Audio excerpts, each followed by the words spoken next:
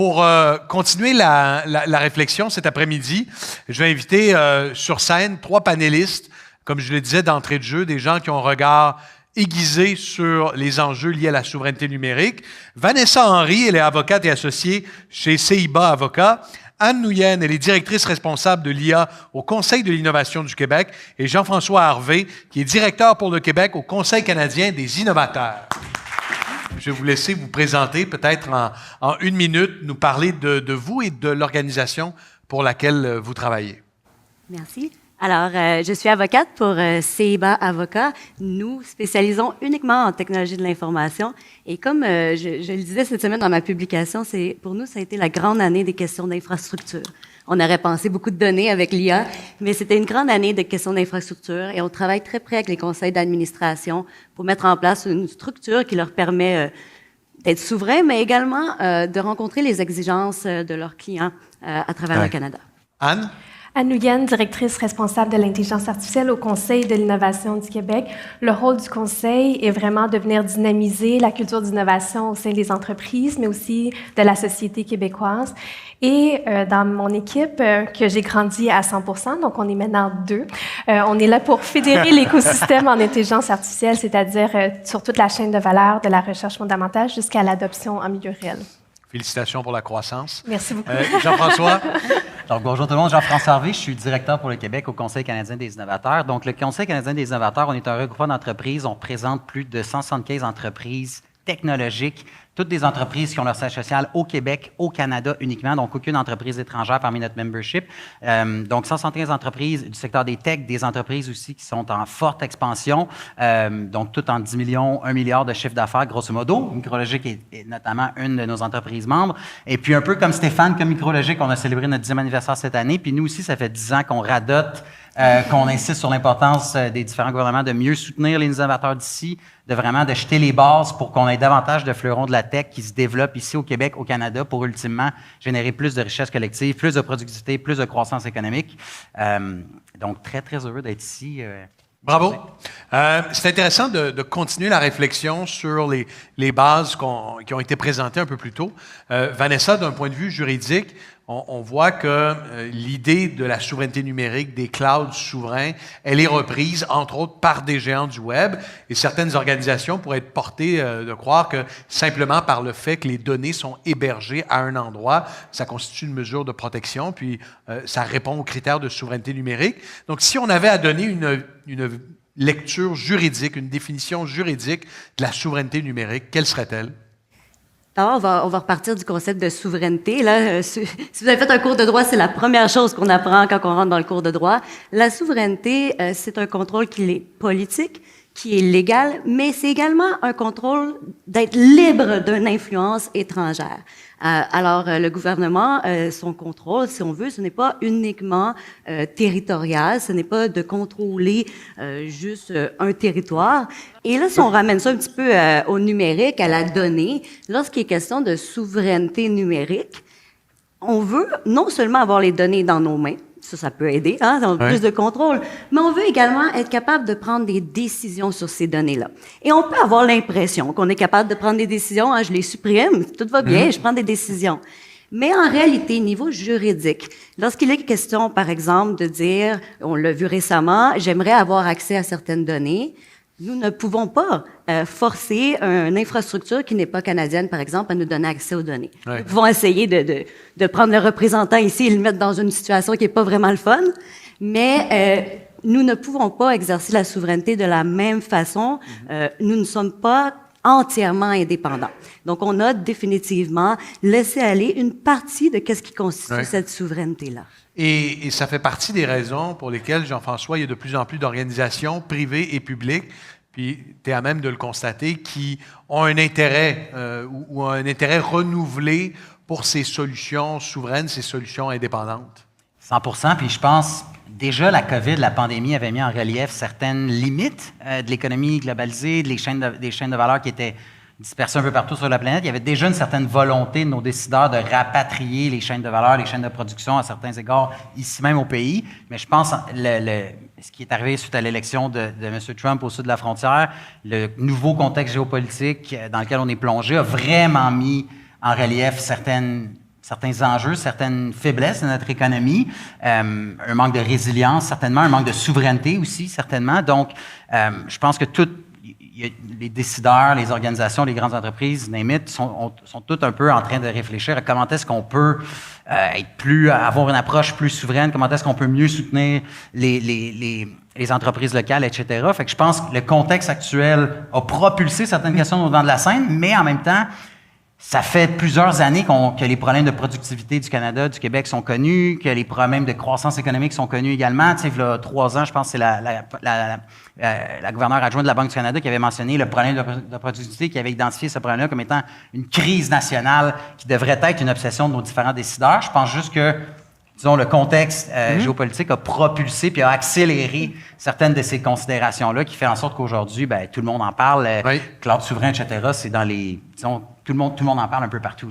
Puis, tu fais bien de souligner qu'on vit une crise de la productivité au Canada qui va de pair avec une implosion du secteur manufacturier, qui est décriée par, entre autres, les analyses de la Banque nationale. Ça a fait l'objet, en fin de semaine, d'un gros dossier dans le Globe and Mail. Donc, il y a cet impératif-là pour les organisations d'améliorer leur compétitivité pour être plus concurrentielles, entre autres, à l'échelle internationale. Dans ce contexte-là, il y a l'émergence de l'intelligence artificielle et on voit une forte pénétration de ces technologies-là. En quoi l'indépendance numérique, la souveraineté numérique, Anne, peut améliorer le terreau dans lequel va émerger ces nouvelles technologies de l'intelligence artificielle? L'indépendance, ça se découpe aussi. Tu sais, voir la souveraineté comme un bloc monolithique, je pense que c'est un sentiment de faux contrôle, tandis que lorsqu'on le découpe, on se rend compte à quel point cette indépendance-là vient avec une infrastructure. Notre gestion de l'énergie, même nos compétences, nos processus. Puis à travers ce découpage-là, on a ce sentiment-là d'imputabilité, puis on a ce sentiment-là de réussir à adresser ces petits blocs-là qui va nous faire en sorte qu'on va avancer, notamment dans la productivité. On va avancer aussi dans la façon qu'on va mieux gérer nos processus, puis devenir compétitif. Parce qu'encore une fois, tu sais, être souverain, ça peut pas juste être un bloc puis dire « Hey, on est souverain, donc on est compétitif ». Non, dans la souveraineté, revoyons nos processus de travail, évaluons la circulation de nos données, évaluons aussi la qualité de nos données et évaluons aussi qu'est-ce qu'on peut exporter ailleurs parce que l'exportation va amener cette richesse-là qui va nous rendre encore plus indépendants pour le futur. Oui, c'est une question de contrôle. Exactement. Et en même temps, ce que vous dites, je trouve ça pertinent, c'est une opportunité aussi de refaire un examen des pratiques qui sont actuellement déployées au sein d'une organisation. Oui, parce que c'est pas seulement ce qui est exportable, c'est nos talents aussi, mais notre savoir. Tu sais, les gens disent, hey, on a tellement de talents au Québec, ils s'en vont ailleurs. Mais la façon qu'on devrait regarder, c'est qu'on a tellement un bon savoir-faire qu'on peut exporter ce savoir-faire-là sans exporter nos talents physiquement ailleurs. Et c'est là aussi qu'on va maintenir notre leadership en termes d'infrastructure parce qu'on va avoir plus d'investissements, on va avoir des meilleurs, justement, des meilleurs environnements où accueillir les talents d'ailleurs aussi. Là. Il y a eu une impulsion pour l'achat local, et tu l'as évoqué, Jean-François, pendant la pandémie. C'est là qu'on a vu le panier bleu, par exemple, émerger. Puis la seconde impulsion avec la guerre tarifaire elle est encore plus forte parce que là, c'était pas simplement d'encourager l'économie locale, c'était de se protéger face à des menaces qui peuvent venir de l'extérieur. On le voit avec le Cloud Act, on le voit avec certaines politiques de l'administration américaine. Alors, il y a un discours généralisé, patriotisme économique, mais quels sont les principaux freins à l'adoption, par exemple, de ces technologies locales-là? Parce que le discours apparaît évident, mais encore faut-il qu'il percole puis qu'il se transforme en action concrète? C'est une très, très grosse question. Tu as 60 minutes. Écoute, d'abord, je pense qu'il y a... Il y a plein d'aspects, tu sais, manque de vision stratégique, manque de leadership au plus haut niveau, manque d'investissement dans les infrastructures, dans la capacité de calcul, etc. Je pense qu'il y a une question aussi il y a beaucoup d'obstacles réglementaires à l'innovation au Québec, au Canada. Un exemple qui me vient toujours en tête, c'est le programme SHRED, la plus grosse dépense en soutien à l'innovation au Canada. Une enveloppe de 5 milliards, bon an mal an, que le gouvernement fédéral met à la disposition des différentes entreprises en crédit d'impôt, en soutien à la recherche et au développement. Ce programme-là est tellement complexe qu'il y a littéralement des entreprises qui se sont développées, des firmes de consultants qui sont là au fédéral et qui servent uniquement à accompagner les entreprises. Puis je suis certain qu'il y en a ici peut-être qui l'ont déjà fait, cette dédale administratif-là, cette aventure-là, les 7 travaux d'Astérix, là, ça existe vraiment. On l'a ici au Canada avec ce programme-là. Donc, il y a vraiment des entreprises, des firmes de consultants qui offrent leurs services pour accompagner les entreprises, pour remplir ces formulaires-là, puis passer à travers le programme. Et Donc, bon an, mal an, il y a 25 à 30 de l'enveloppe qui est perdue, qui va directement dans les mains de ces entreprises-là, au lieu d'aller directement en soutien à l'innovation. Donc, pour moi, c'est un très bon exemple qui est très évocateur de notre culture du red tape, de la réglementation tout azimut un peu partout qu'on voit au Québec, au Canada. Donc, ça, c'est certainement un frein. Je pense aussi qu'il y a une absence. Le gouvernement n'a pas tendance à voir les entreprises comme des partenaires. Souvent, il va faire appel aux entreprises quand il y a des besoins spécifiques, mais il ne les voit pas comme dans une relation d'égal à égal ou de partenariat. C'est souvent un petit peu il y a un petit peu d'adversité à travers tout ça. Donc, on n'implique pas les entreprises, les entrepreneurs dans les grands chantiers, dans les différentes réflexions stratégiques. On a tendance à faire ça un petit peu en silo. Et je pense aussi qu'au niveau de l'écosystème, on a du chemin à faire. On a tendance, je pense, à pas être peut-être nécessairement assez solidaire. Puis, je vais donner l'exemple d'une entreprise qui réfléchit à utiliser une solution cloud puis qui va peser le pour et le contre entre AWS puis MicroLogic, puis qui finalement va aller vers AWS parce que c'est plus gros, c'est plus safe, etc. Ce genre d'attitude-là, on la voit au sein de l'écosystème, on la voit au sein des gouvernements. Fait qu'il y a aussi ce changement de culture-là qui est très, très, très important, qui est un peu plus tabou. Puis je pense, la majorité des gens qui sont ici aujourd'hui, vous ne faites pas partie du problème. Nécessairement, vous avez un intérêt envers une solution cloud souveraine, donc chapeau. Mais il y a aussi un changement de culture. Puis quand on parle de créer un écosystème qui va un peu s'entretenir en lui-même, c'est exactement ça, tu sais. Puis là, on pourra en parler très, très longtemps, mais ça part d'avoir des géants de la tech, puis d'avoir vraiment un écosystème intégré où tout le monde se parle. On a encore du chemin à faire à ce niveau-là au Québec, au Canada. Vanessa, ça fait combien d'années que vous pratiquez le droit, surtout dans un contexte technologique? On ne dira pas les années exactes, mais je vous dirais un bon 10 ans. Un bon 10 ans. Puis, c'est une question peut-être un peu personnelle, mais en quoi le regard de vos clients, par exemple, ou des partenaires que vous interpellez, a changé par rapport à ces questions de souveraineté numérique et de protection des données? Est-ce qu'il y a eu un changement? Est-ce qu'ils sont plus sensibles en 2025 à ces questions-là? Oui, définitivement. J'aimerais dire qu'il y a eu un gain de maturité. J'ai l'impression, comme vous disiez, dans la pandémie, ça a été comme une réaction. Oui. Une réaction, c'est pas quelque chose qu'on planifie, c'est pas quelque chose qu'on pense, mais ça va ouvrir quelque chose. Et là, on regarde ce qui se passe alentour, puis on regarde aussi d'autres gouvernements, et là, on est en train de parler de stratégie. Là, c'est le fun. Là, on voit qu'il y a une maturité qui se crée et on voit également que la conversation a fait son chemin jusque dans les conseils d'administration.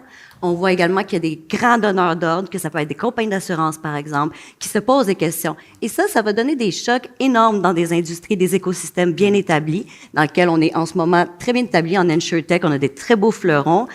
On s'attend à ce qu'il y ait un push des grandes entreprises. Et bon, on n'ira pas dans les détails, là, mais on écrit beaucoup de mémos ces temps-ci sur différentes stratégies. Je vous dirais, la chose dont les gens ont le plus peur, c'est la résilience. C'est que carrément, l'infonuagique ne soit plus disponible ou que le gouvernement dit carrément, je ne veux plus que vous serviez le Canada. Je ne veux plus que vous serviez tel gouvernement. Que ça serve d'arme géopolitique. Voilà. Puis, tu sais, quand il y a eu la petite crise de AWS la semaine dernière, là, à chaque fois que c'est non disponible, je pense que les gens font « Oh mon Dieu! Oh mon Dieu! » C'est quoi Cloudflare? Pourquoi la moitié d'Internet est pas disponible? Effectivement, on voit une concentration dans ces géants du numérique qui constitue effectivement une menace, des risques supplémentaires. Il y a la loi 25, il y a des analyses de risques, des entreprises qui font des analyses de risques avant d'envoyer des données à l'étranger. Reste que les menaces sont de plus en plus importantes si on fait le choix, justement, d'exporter ces données-là. Absolument. Les menaces, d'abord, d'exporter les données, mais même si on les garde en résidence au Canada, elles sont peut-être pas exportées physiquement, mais on a exporté le contrôle, par contre, à une entreprise qui, elle, a son bureau dans un autre pays. Et ça peut être adéquat dans certaines circonstances, mais peut-être pas dans toutes. Et le plus gros changement, c'est de poser la question. Ça, c'est nouveau. Avant, personne ne posait la question. Maintenant, il y a quelqu'un qui va lever la main dans le conseil d'administration, mais qu'est-ce qui va arriver si? Puis combien d'années ces personnes-là ont rien dit?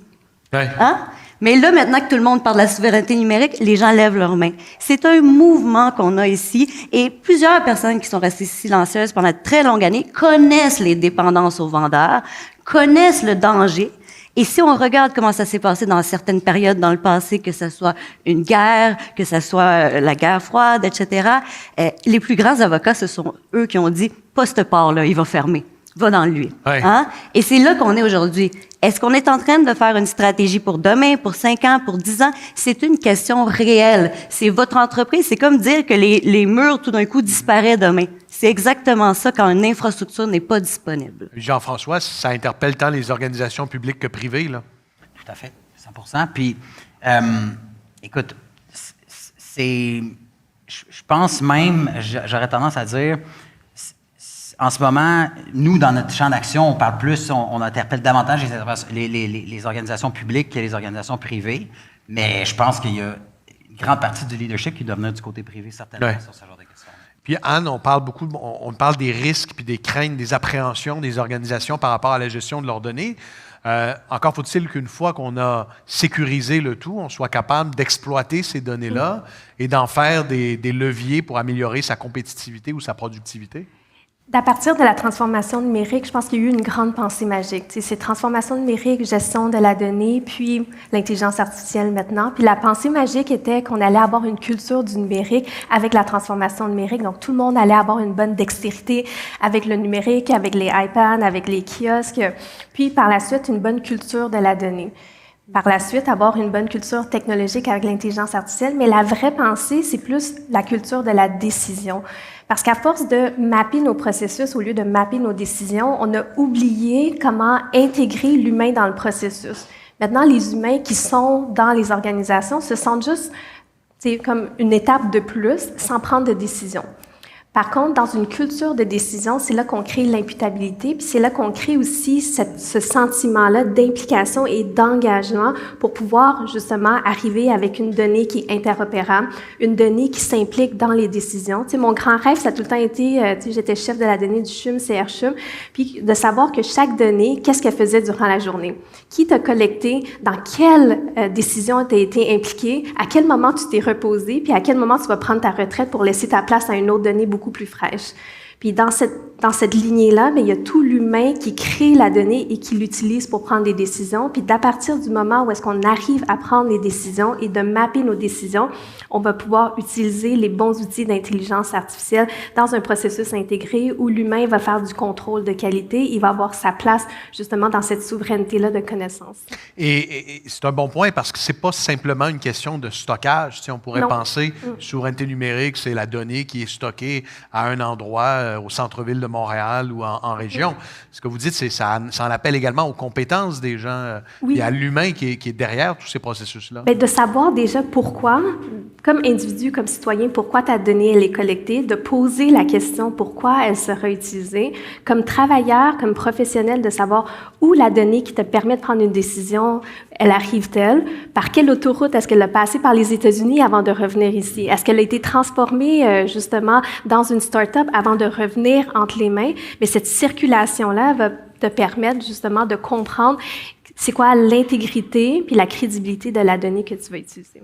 On a abordé le fait qu'on avait réagi de façon peut-être court-termiste avec la pandémie. C'est-à-dire que ça a été un choc, on était en réaction. Là, évidemment, on est aussi en réaction aux politiques de nos voisins américains.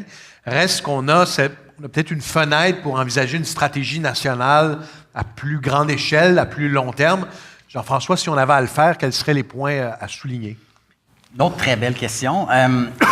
D'abord, nous, ça fait plusieurs années, le CCI, qu'on tape sur le clou de l'importance de mettre en place une véritable politique industrielle. Puis, je sais, dans plusieurs cercles économiques, l'idée d'une politique industrielle n'est pas très populaire. Milton Friedman et plusieurs autres, dans les années 70, ont conspué l'idée d'une politique industrielle. Ça n'a pas de bon sens que des bureaucrates viennent interférer dans le marché. C'est pas productif, ça crée des distorsions, etc. Puis, cette vision-là était très valide à l'époque où l'économie était très compétitive. Il y avait beaucoup de compétition, etc. Les profits étaient plus bas, puis ce qui venait baisser les profits, c'était la compétition. Alors qu'aujourd'hui, on est vraiment dans une économie des intangibles, winner takes all, les profits augmentent, etc. Les politiques industrielles, je pense, retrouvent vraiment leur pertinence. Puis surtout, c'est que si on regarde ce qui se fait ailleurs, on regarde juste aux États-Unis, par exemple, le Inflation Reduction Act, c'est pas juste un projet pour réduire l'inflation, c'est une politique industrielle, c'est un projet de loi qui vient changer plusieurs pans de l'économie américaine, qui vient soutenir l'innovation en plein de secteurs. C'est véritablement transformateur. C'est une politique industrielle en soi. Il y en a plein d'exemples comme ça à gauche et à droite. Je pense un exemple aussi que je trouve qui est très, très évocateur, le Danemark, un médicament que tout le monde ici dans la salle a entendu parler, je suis certain, dans les dernières années, Ozempic. Novo Nordisk, la compagnie qui est derrière ça, c'est une compagnie qui existe aujourd'hui. Il y a eu des choix qui ont été faits au Danemark, des choix qui sont venus à travers une politique industrielle. On a choisi des gagnants, ça a été délibéré. C'est pas arrivé par accident. On a encore, je pense, des fois cette vision-là dans la société que un entrepreneur qui a une bonne idée, il va réussir, peu importe qu'est-ce qu'il y a autour de lui. Il n'a pas besoin de soutien, il n'a pas besoin d'argent gouvernemental. Il va réussir si son idée est bonne. Alors que dans beaucoup de secteurs, puis particulièrement quand on parle d'innovation, on parle d'IA, ça prend du capital, ça prend des investissements, etc. Ça prend un soutien, puis ça prend une vision stratégique derrière ça. Au Canada, au Québec, on est super bon pour faire des belles structures, faire des consultations, des choses comme ça, puis on en a fait plein depuis les dernières années. Mais quand c'est le temps d'opérationnaliser, c'est là que le bas blesse. On a créé Mila, on a créé Vector, par rapport à l'intelligence artificielle, on a ces centres de données-là chez Mila. On a le plus important laboratoire de deep learning intelligence artificielle au monde entier. Là, ici même à Montréal, on a une expertise exceptionnelle. Si on veut vraiment reap the rewards, permettez-moi l'anglicisme, si on veut générer de la richesse, améliorer notre productivité, puis véritablement projeter notre économie dans le 21e siècle puis dans l'avenir, ça prend des gestes concrets qui vont identifier nos secteurs, nos forces, qui vont identifier nos priorités véritablement, puis on va y aller un peu all-in derrière ça. On ne peut pas continuer d'être attentiste puis d'espérer qu'il y ait des belles choses qui arrivent. T'sais, on a, tous les éléments sont en place, on a le talent, on a des institutions exceptionnelles, on a des bonnes infrastructures, etc. Mais ça prend du leadership puis ça prend des gestes concrets derrière ça. Puis selon nous, ça passe notamment par une politique industrielle forte qui va venir soutenir des secteurs à haute valeur ajoutée puis qui va propulser leur croissance au bénéfice de toute l'économie. Anne?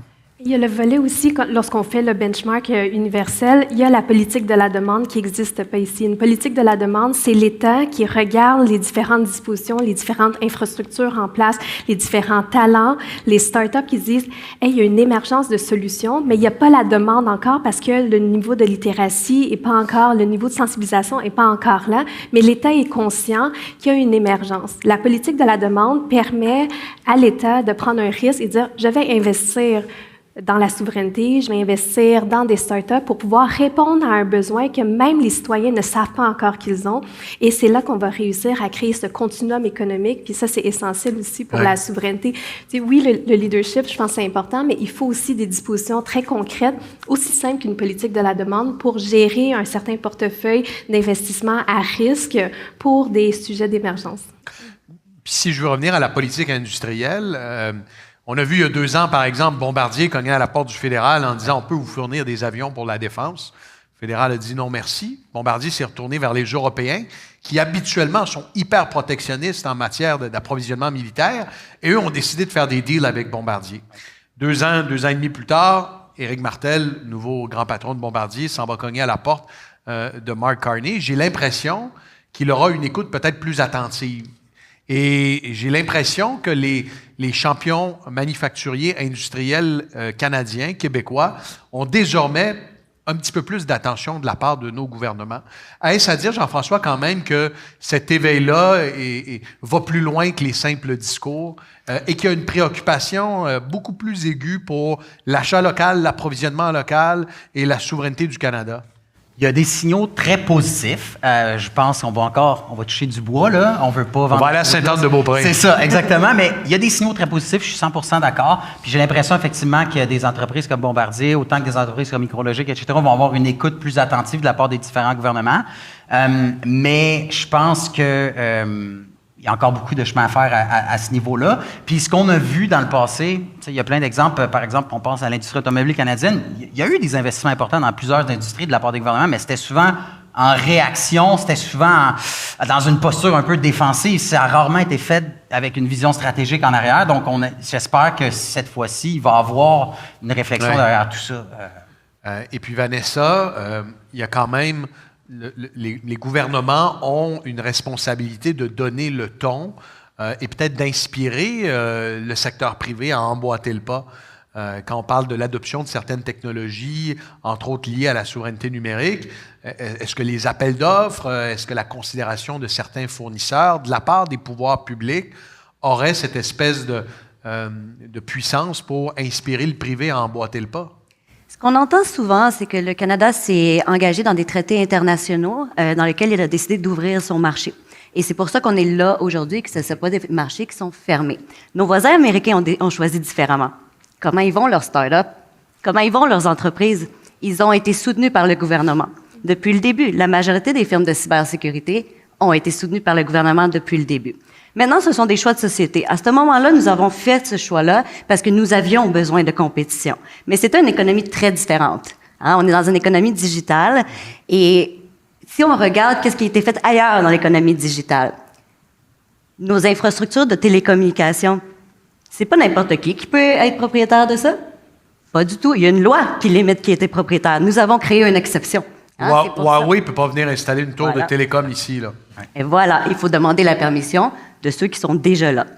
Alors, ça existe ailleurs. Je pense que le problème, ça dépend de quel côté on est, mais d'une certaine façon, c'est un succès de marketing. Hein? On nous a vendu un cloud. Alors, on ne s'est pas posé de questions. Hein? Un cloud, ça va, c'est pas grave. On n'a pas réalisé l'infrastructure. On n'a pas réalisé qu'il y avait des câbles. On n'a pas réalisé ces choses-là. Et c'est très récent que les politiciens, les juges sont techno. C'est très récent, ces choses-là. Alors non, on s'était pas posé la question. C'est ça, la réalité. Alors qu'on s'est posé la question ailleurs. Et lorsqu'on s'est posé la question, on est arrivé à des solutions très différentes que qu'est-ce qu'on a choisi dans l'infrastructure numérique. Alors, on est là aujourd'hui, puis on se pose la question, et je pense qu'on a la maturité pour se la poser. Est-ce que les gouvernements ont la marge de manœuvre d'un point de vue légal pour favoriser certains joueurs locaux, par exemple, quand vient le temps d'héberger des données par rapport à des concurrents étrangers? Souvenons-nous, lorsque le REM a été annoncé, on a décrié l'assemblage des trains par Alstom en Inde, en se disant ça n'a aucun sens qu'on fabrique le REM en Inde. Et là, les pouvoirs publics nous ont répondu à l'époque, ben écoutez, il y a des lois internationales contraignantes.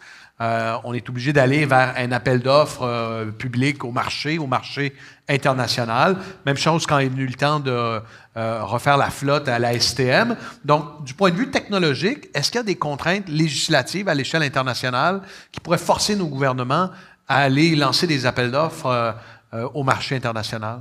Je vais vous dire une réponse d'avocat, ça va être ça dépend. Il y a un traité, comme je vous dis, dans lequel on s'est engagé à ouvrir nos appels d'offres.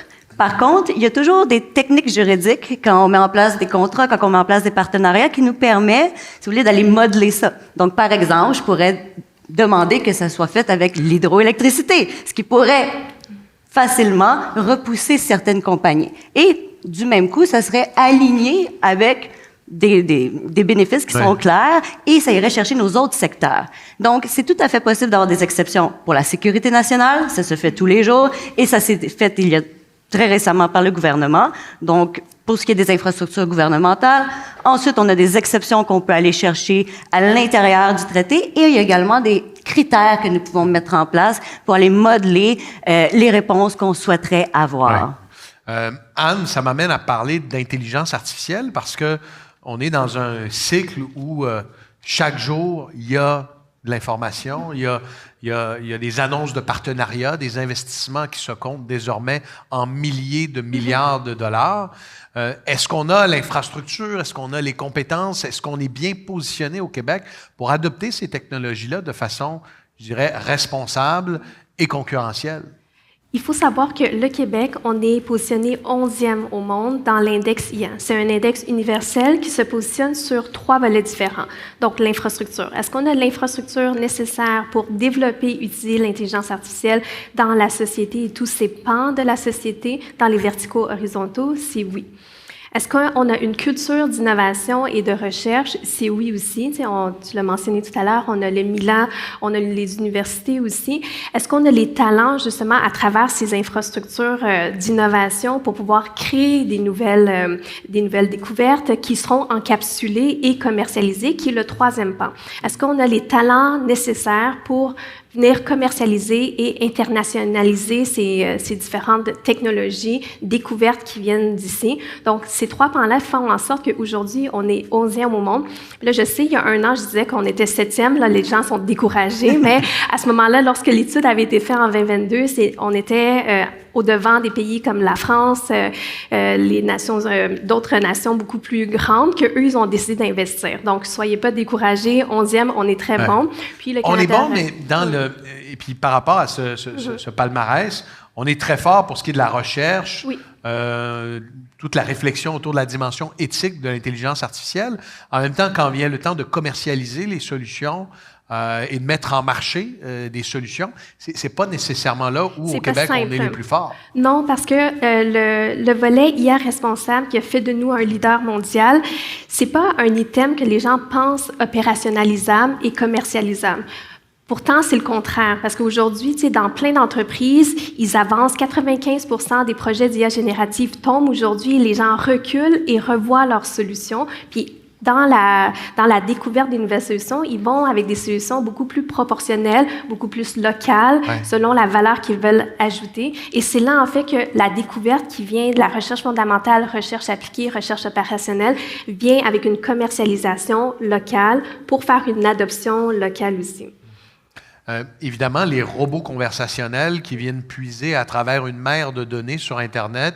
On a vu récemment, par exemple, des médias poursuivre en justice des géants américains comme ChatGPT en disant « Vous avez complètement pris tout le contenu de nos données sans notre autorisation pour ensuite la fournir via votre solution. » Est-ce qu'on doit s'inquiéter justement de la disponibilité de nos données par ces géants américains qui ont souvent investi dans leur propre robot conversationnel, qui puisent à travers des centaines de milliers, des millions de bases de données à travers le monde? La donnée est vraiment rendue centrale, Vanessa, dans l'exploitation des solutions d'intelligence artificielle.